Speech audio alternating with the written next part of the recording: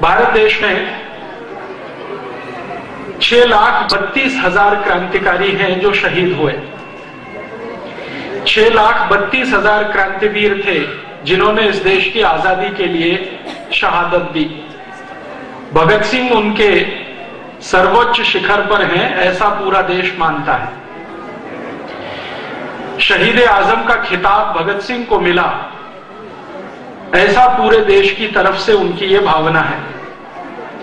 कल 23 मार्च को पूरा भारत देश उनकी शहादत का स्मरण करेगा, उनको श्रद्धांजलि देगा।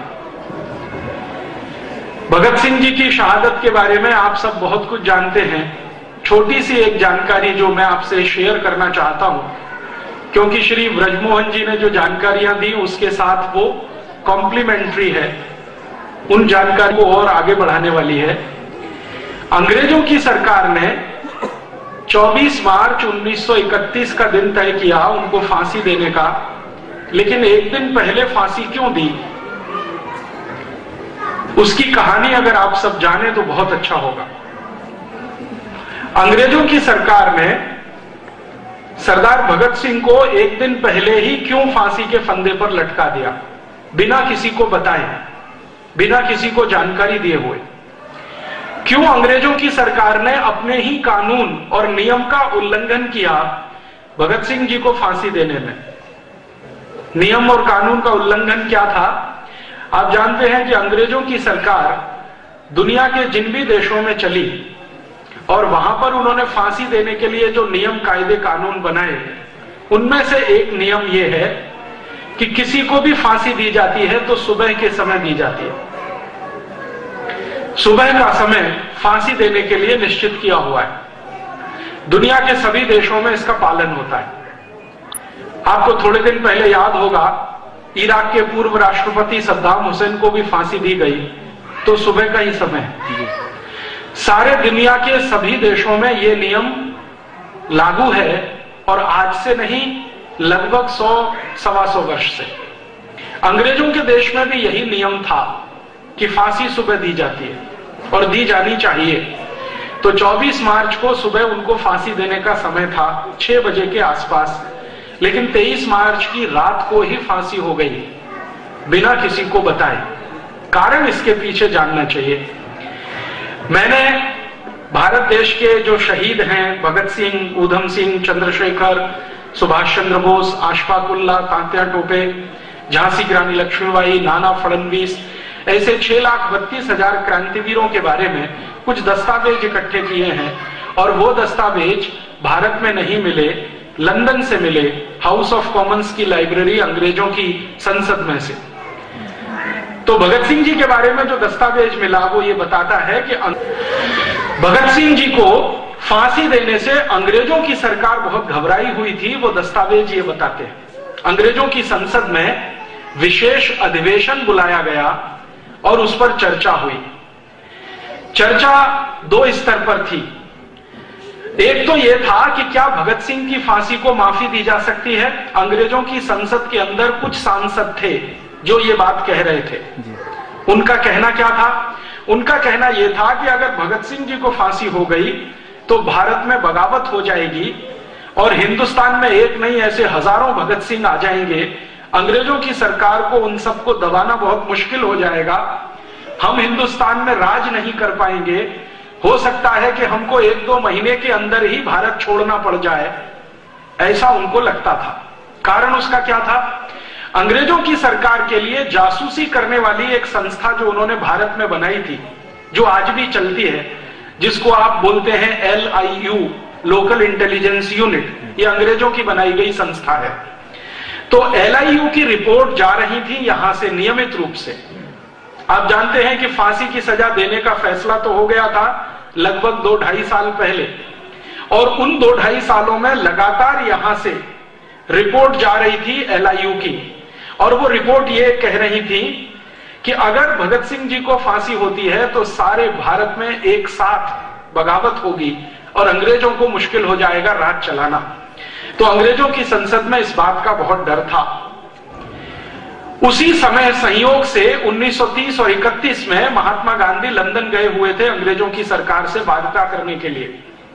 अंग्रेजों का उस समय का जो सबसे बड़ा नेता था, व्यक्ति था, लीडर था, वो इरविन था। इरविन के साथ गांधी जी की बात जब चल रही थी तो इरविन ने गांधी जी को कहा कि आप अगर चाहें तो हम भगत सिंह की सजा को माफ कर सकते हैं। गांधी जी ने कहा बिना शर्त? तो उन्होंने कहा नहीं, बिना शर्त तो नहीं, शर्त है उसकी। शर्त क्या है? तो गांधी जी के सामने इरविन ने कहा कि देखिए, हमारी एक ही शर्त है कि आप भगत सिंह जी को निवेदन करें, अपील करें कि वो एक माफीनामा लिखें। Sorry, I am very sorry, मैंने अंग्रेजों के खिलाफ बगावत की है, मुझे इसका बहुत अफसोस है, दुख है, मैं आगे ऐसा कभी नहीं करूंगा। इस तरह का एक माफीनामा लिखें और भगत सिंह जी के हस्ताक्षर उस पर हों और मेरे सामने आप उसे प्रस्तुत करें। ये इरविन कह रहा है गांधी जी से। तो मैं अपनी संसद को कहूंगा कि वो एक स्वर से भगत सिंह की सजा को माफ करे। गांधी जी ने कहा कि मैं ऐसी कोई भी शर्त मान नहीं सकता जिसके बारे में भगत सिंह जी का कंसेंट मेरे पास ना हो। तो इरविन ने कहा कि आप भगत सिंह जी का कंसेंट ले लीजिए, समय आपके पास है, 1 साल का वक्त है। तो गांधी जी ने कहा कि मैं अभी तुरंत थोड़ी 2-4 दिन की आपसे मोहलत चाहता हूं, मैं एक टेलीग्राम करूंगा, मेरे एक मित्र को टेलीग्राम करूंगा, वो लाहौर सेंट्रल जेल में भगत सिंह जी को मिलेगा और आपने जो कहा है मैं वो भगत सिंह जी तक पहुंचाने की कोशिश करूंगा। अगर बात बनती है तो हम इस पर आगे जाएंगे। गांधी जी ने एक टेलीग्राम किया। भारत देश के एक अच्छे व्यक्ति, महत्वपूर्ण व्यक्ति, उनका नाम था तेज बहादुर सप्रू। इलाहाबाद हाई कोर्ट में बहुत ऊंचे वकील माने जाते थे, कश्मीरी थे। गांधी जी का टेलीग्राम सप्रू जी के पास आया और कहा कि तुरंत जाओ लाहौर जेल में, भगत सिंह जी को मिलकर आओ और पूछो कि इरविन ऐसा कहता है कि आप एक माफीनामा लिखकर दो तो आपकी सजा फांसी की माफ की जा सकती है। सप्रू जी जब पहुंचे भगत सिंह जी को मिलने के लिए और ये जानकारी उन्होंने जब भगत सिंह जी के सामने दी तो उन्होंने कहा कि मुझे कोई भी शर्त अंग्रेजों की मंजूर नहीं है, मैं नहीं मानता कि मैंने कोई गलत काम किया है, इसलिए माफीनामा लिखने का कोई प्रश्न नहीं है। सप्रू जी ने एक दूसरे तरह से उनको समझाया कि भगत सिंह जी, अगर आपकी फांसी रुक जाएगी, आप जेल से छूट जाओगे, तो आपके जैसे कितने क्रांतिवीरों को आप ट्रेनिंग दे सकते हो, तैयार कर सकते हो, भारत की आजादी जल्दी आएगी। तो भगत सिंह जी ने उनकी बात को काटते हुए कहा कि नहीं, उल्टा होगा। अगर मैं छूट गया, मेरी फांसी की सजा माफ हो गई, मैंने ये माफीनामा लिखकर दे दिया, तो भारत में अंग्रेजों के खिलाफ बगावत का ये जो अभियान शुरू हुआ है, ये पूरा अभियान ही ठंडा पड़ जाएगा, दूसरा कोई भगत सिंह इसमें से निकलकर नहीं आएगा। सप्रू ने कहा क्यों? तो भगत सिंह ने कहा कि हिंदुस्तानियों की एक खासियत है, भारतवासियों की एक खासियत है कि वो मरने से नहीं डरते हैं, लेकिन मरने से पहले का जो दर्द होता है उसको वो सह नहीं सकते। ये बहुत गहरी बात उन्होंने कही। मरने से तो नहीं डरते हैं, 1 मिनट में मृत्यु आ जाए कोई हिंदुस्तानी को उससे फर्क नहीं पड़ता, लेकिन मृत्यु आने के पहले का जो दर्द होता है वो उनकी तकलीफ बढ़ा देता है। मैं भी ऐसा ही एक हिंदुस्तानी हूं, मैं मेरी तकलीफ बढ़ाना नहीं चाहता, मैं तय कर चुका हूं कि मुझे फांसी हो जाए, कोई फर्क नहीं पड़ता। सप्रू जी का दूसरी बार, तीसरी बार, 3 बार आना हुआ लाहौर सेंट्रल जेल में सिर्फ ये समझाने के लिए। उन्होंने देख लिया कि वो तैयार नहीं है और फिर सप्रू जी ने वापस गांधी जी को टेलीग्राम किया कि बापू, भगत सिंह जी का ये मानना है कि उनको फांसी हो जाए, वही भारत देश के लिए और उनके अपने संकल्प के लिए अच्छा है। आप लिहाजा इरविन के साथ कोई बात अगर करें तो माफीनामे का शब्द बीच में ना लाएं, क्योंकि वो लिखने को तैयार नहीं है और हम में से भी कोई नहीं चाहता कि वो माफीनामा लिख कर दें, क्योंकि मानते हैं हम उन्होंने कुछ गलत नहीं किया, उन्होंने अपने भारत की आजादी के लिए किया है। भारत इस समय ठंडा पड़ा हुआ है, शब्द पर ध्यान दीजिए। सप्रू जी का गांधी जी को टेलीग्राम, कह रहे भारत इस समय ठंडा पड़ा हुआ है। 1919 में एक ज्वाला उठी थी, जलियांवाला बाग हत्याकांड हुआ था, उसी समय हम चाहते तो अंग्रेजों को भारत से मार के भगा देते, लेकिन हमने उस अवसर का फायदा नहीं उठाया। ऐसी ही ज्वाला 1857 में उठी थी, भारतवासियों ने तब भी उसका पूरा लाभ नहीं उठाया। हम चाहते तो 1857 में अंग्रेजों को मारकर भगा देते। फिर वो कहते हैं ऐसी ही एक ज्वाला 1880 में उठी थी, हम चाहते तो 1880 में अंग्रेजों को मार भगा देते, लेकिन वो भी समय हमने गंवाया। अब फिर से ज्वाला उठने की तैयारी है, इसको ठंडा मत होने दीजिए और कृपया करके इरविन के साथ भगत सिंह जी के माफीनामे पर बातचीत बंद कर दीजिए।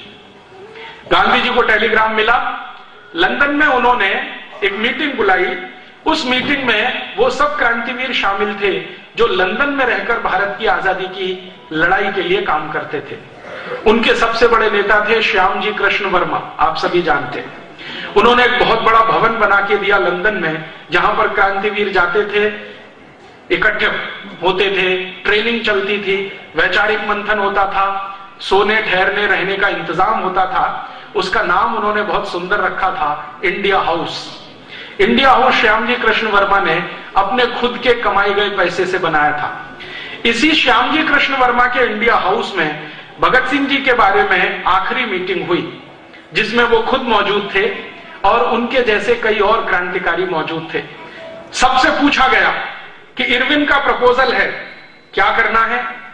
तो उन्होंने कहा कि इरविन बहुत चालाक आदमी है और अंग्रेजों की सरकार बहुत खतरनाक है। भगत सिंह को माफीनामा वो देना चाहते हैं लिखवाकर, अपनी सुरक्षा के लिए, भारत की आजादी के लिए नहीं, क्योंकि अंग्रेजों को डर है कि अगर भगत सिंह को फांसी हुई तो बगावत इतनी बड़ी है, व्यवस्था उलट जाएगी।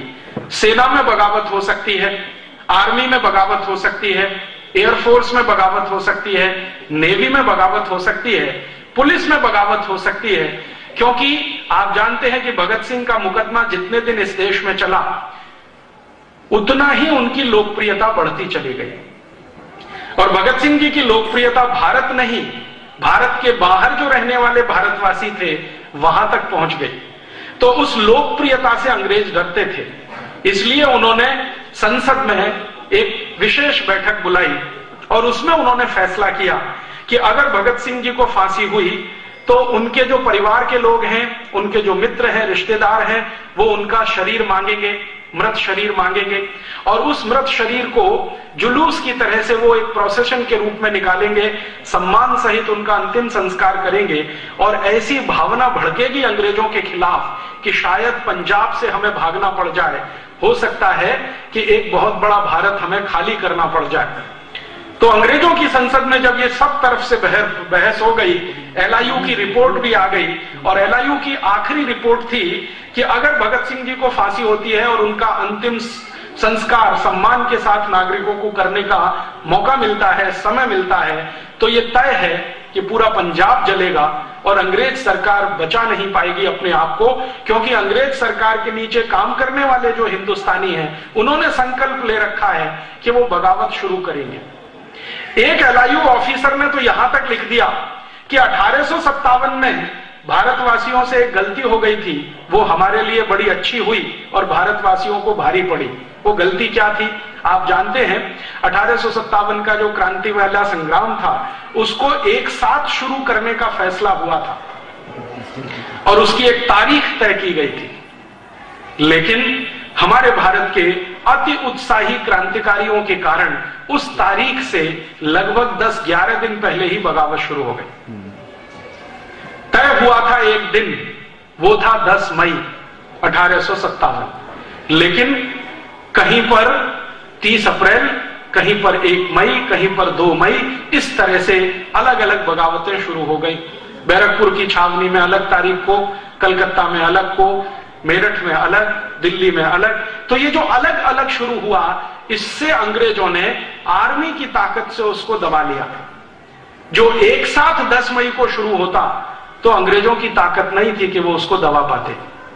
तो एलआईयू के एक ऑफिसर ने लिखा ब्रिटिश पार्लियामेंट को कि जो गलती हो गई हिंदुस्तान के लोगों से 10 मई 1857 को, वो गलती अब वो ठीक करना चाहते हैं। भगत सिंह की फांसी का दिन तय किया हुआ है, उसी दिन सारे देश में एक साथ बगावत होगी अंग्रेजों के खिलाफ। तो आप कुछ ऐसा करिए कि ये बगावत ना होने पाए। तब अंग्रेजों की पार्लियामेंट में प्रस्ताव पारित करके भारत में अंग्रेजों के अधिकारियों को बोल दिया गया कि किसी भी तरीके से पता न चले लोगों को, ऐसे करके फांसी दे दीजिए। तो यहां जेल के अधिकारियों ने लाहौर के सुपरिंटेंडेंट से कहा कि इसका एक ही विकल्प है कि हम एक दिन पहले रात में ही भगत सिंह को फांसी पर लटका दें।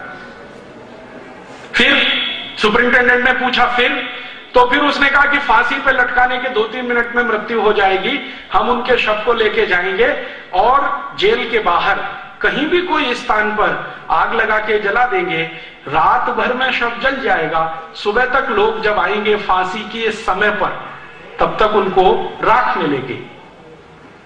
इस चालाकी और कुटिलता के साथ 23 मार्च की रात को उनको फांसी पर लटका दिया और जैसे ही फांसी पर लटकाया तो मृत्यु होने के बाद उनके शव को एक ट्रक में रखकर जेल से बाहर निकाला और उस ट्रक को चलाने वाला जो ड्राइवर था उसको बताया नहीं गया कि इसमें क्या जा रहा है। उसको यह कहा गया कि तुमको ये ट्रक लेके जाना है, पीछे ट्रक में कुछ लोग बैठे हैं, उनसे बात नहीं करनी है, वो कुछ काम करेंगे, आपको उनके साथ कुछ सहयोग करना है, संवाद नहीं करना है। ट्रक के ड्राइवर को शक हो गया कि ऐसा क्या है कि मैं बात नहीं कर सकता। वो ट्रक का ड्राइवर अक्सर जेल के लिए सब्जियां लेके आता था, अक्सर जेल के लिए सामान लेके आता था। उसके मन में शक पैदा हो गया और उसने किसी तरह से यह जानने की कोशिश की कि आखिर मामला क्या है। जब उसने ट्रक को दौड़ाना शुरू किया, चलाना शुरू किया, तो एक जगह बहाने से उसने रोका कि कुछ इसमें टेक्निकल प्रॉब्लम हुई है, मुझे जरा ठीक करने में समय लगेगा। वो ट्रक से उतरा, घूमकर पीछे गया और उसने ये जानने की कोशिश की कि ये माजरा क्या है। तो उसको समझ में आ गया कि कोई मृत शरीर है जिसको मैं ट्रक में रख के ले जा रहा हूं। तो पीछे बैठे हुए सिपाहियों से उसने पूछा कि ये क्या है, कपड़े में लिपटा हुआ। तो उन्होंने कहा तुमको क्या लेना देना, नहीं मुझे जानकारी दे दो, तुम भी भारतवासी हो, मैं भी भारतवासी हूं, हमारी तकलीफ ये है कि पेट के लिए नौकरी करनी पड़ रही है अंग्रेजों की, तो बता दो ये क्या है। तब उनमें से एक व्यक्ति फूटा और उसने कहा कि ये भारत के सरदार भगत सिंह का शव है।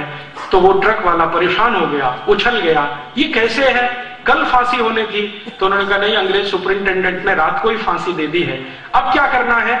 तो अब हमें आदेश है सिपाही और ट्रक ड्राइवर को कि कहीं पर लकड़ियां मिल जाएं तो किसी पानी के किनारे, नदी के किनारे इसको जला देना है। फिर उस ड्राइवर के समझ में सारा खेल आ गया। उसने कहा ठीक है, मैं ऐसा कोई स्थान चुनने की कोशिश करूंगा जहां पर हम ये सब कर सके। इतनी देर में उसने योजना बना ली। लाहौर से ट्रक को भगाता हुआ वो लाया और कहां पर, हुसैनी वाला पहुंचा। हुसैनी वाला आप सब जानते हैं, अमृतसर के नजदीक है, भारत पाकिस्तान बॉर्डर पे है। हुसैनी वाला में जब वो पहुंचा तो लकड़ियां इकट्ठी करनी है, इस बहाने से आसपास के गांवों के लोगों को जाके उसने बोलना शुरू किया कि ऐसा ऐसा हुआ है। तब लोग वहां से दौड़े और लोगों को दौड़ाते दौड़ाते वो लेके आया वहां तक। तो वो अंदर बैठे हुए सिपाही छोड़कर भागे और भगत सिंह जी के शरीर को सम्मान के साथ हुसैनी वाला में अंतिम संस्कार करने का उस ट्रक ड्राइवर ने बहुत बड़ा पराक्रम किया। अंग्रेजों की सरकार ने भगत सिंह को एक दिन पहले फांसी सिर्फ इसलिए दी कि उनको डर था कि बगावत हो जाएगी और हम यहां रह नहीं पाएंगे। इस छोटी सी घटना का गंभीर विश्लेषण अगर हम करें, अंग्रेजों की पूरी सरकार अकेले सरदार भगत सिंह से इतनी घबराई हुई थी कि फांसी हो जाए तो बगावत हो सकती है। घबराहट इतनी अधिक थी अंग्रेजों में एक भगत सिंह के कारण। और संसद में जब जब भगत सिंह के बारे में चर्चा हुई तो अंग्रेज अधिकारी जिन्होंने भगत सिंह को नजदीक से देखा वो कहते थे कि वो आदमी है, मरने से नहीं डरता है। और ऐसे हिंदुस्तान में लाखों क्रांतिकारी हैं जो मरने से नहीं डरते हैं। हिंदुस्तानियों को मरने का डर दिखाकर गुलाम बनाना बहुत मुश्किल है, कोई और रास्ते हमको तलाशने पड़ेंगे। तो अंग्रेजों की संसद की यह बहस और भगत सिंह जी का अंतिम संस्कार जो ट्रक ड्राइवर के द्वारा किया गया, हुसैनी वाला आज भी भगत सिंह जी की समाधि है, आप कभी भी जाएं वहां जरूर मत्था टेक कर आएं।